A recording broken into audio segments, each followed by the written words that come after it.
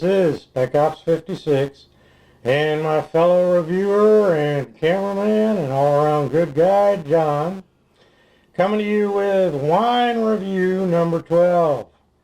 Today we're reviewing a Cooper and Thief Brandy barrel aged Pinot Noir, which comes from California. Now, this is says, while other wines celebrate doing the same thing for centuries, Cooper and Thief celebrates doing things differently. Our bourbon barrel aged wines challenges tradition, which makes for a much more interesting story. Except they don't tell you anything more of the story on their website, about the winery or anything else. So, according what I got here for the description of the wine itself, this is the Cellar Masters Pinot Noir. A Cooper and Thief Pinot Noir offers bright red fruit aromas and jammy cherry flavors, blended with spice notes from our brandy barrels. Crafted, except that this one is the bourbon barrel. So I don't know how, I couldn't even find this one listed with any information on their website, so I'm taking what I can find. Okay, crafted by Cellar Master Chris Lemme, our Pinot Noir is aged in, they say brandy barrels, so I'm assuming it's the same with the bourbon barrels, for 75 days, which gives way to a lush mouthfeel and oak notes, accompanied by salted caramel and delicious baking spice flavors, which once again, because this is the description of the brandy barrel Pinot Noir, I don't know if it's the same.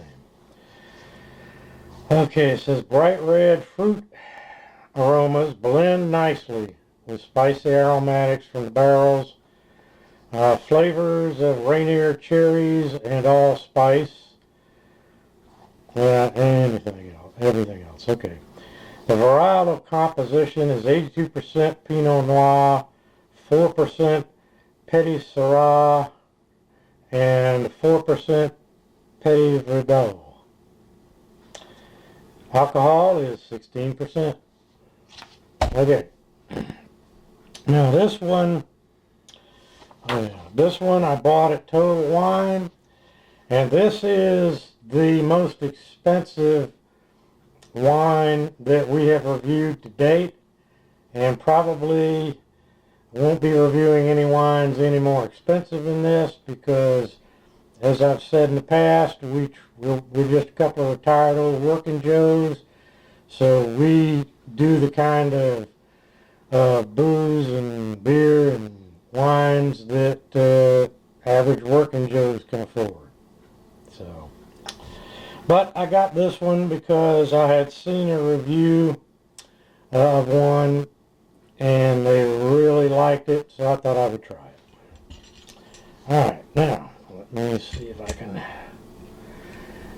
get the cork out without embarrassing myself.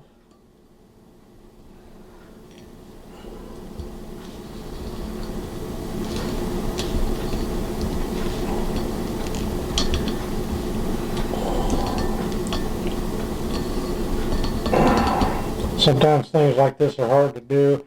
I've got arthritis right here in that thumb joint. So if I'm a little slow at this, you'll have to bear with me.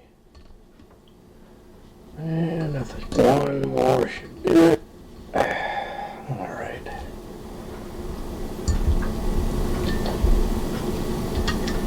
Okay.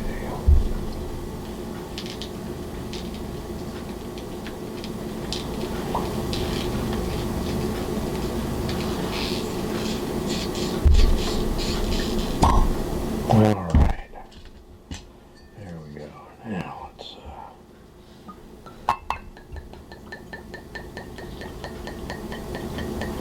that's a nice color.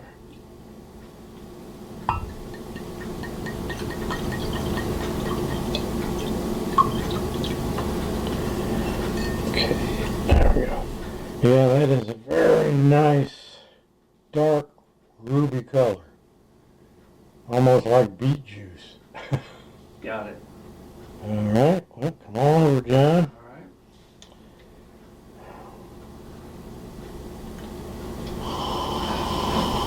I will say I forgot to open this beforehand and to let it breathe a little, but I don't think that'll matter much.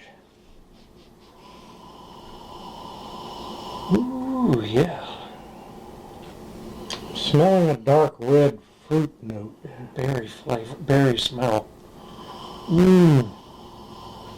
Yeah, a berry type of, red berry type of flavor. I couldn't say for sure cherry, but it's a red berry. More like blueberry. Well, in that range, cherry, blueberry.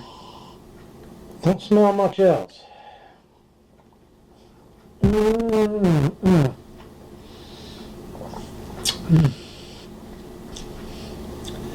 Somewhat dry. I was going to say, it's not as sweet as I thought it would be. I taste the oak barrel. I can get the dryness right up front with a little bit of sweetness.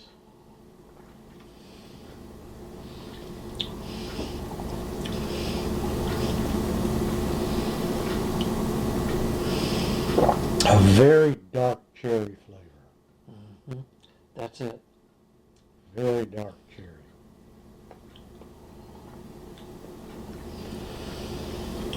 Definitely a dryness, especially at the end. If you like a dry wine, this is right up your alley. I would call this a semi-sweet wine. Mm-hmm.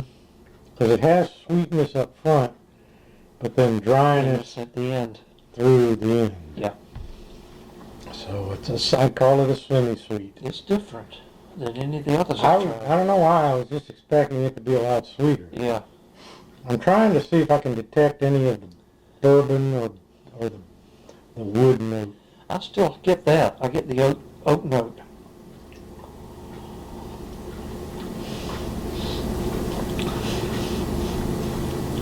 It's there. That oak woody smell, taste. Yep, no, when it swishes around in my mouth, It's right there. I can taste the oak note. Yes, definitely. Gets better as we go at it. It does.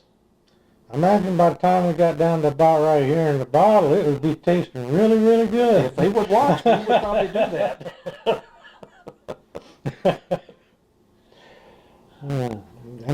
Somebody would have to cut. Yeah. I don't know. We'd probably get more views on that video than any other video we had. Yeah. Especially if we live streamed it. Whoa. It's not bad. No, it's not. The first taste wasn't quite there, but as Yeah.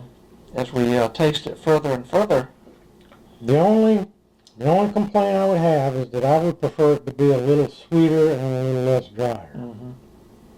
But other than that, it's pretty well balanced So what between we the got sweetness and the dryness. it's good.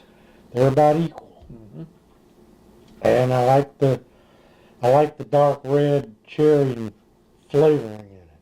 I do too. Yeah, okay. How many? I think I can give this 2. I am too. I Yeah. didn't think I would at first, I but didn't either. now I do. Because both of us, as we said in the past, we're more partial to sweet wines. This one has enough sweetness to satisfy me. Right. Same here. And not enough dryness to put me off. Right. So, yeah, this is not a bad one at all. All right. Okay. That takes care of wine review number 12. We'll be back with more reviews as soon as we can, so stay tuned. Till then, cheers.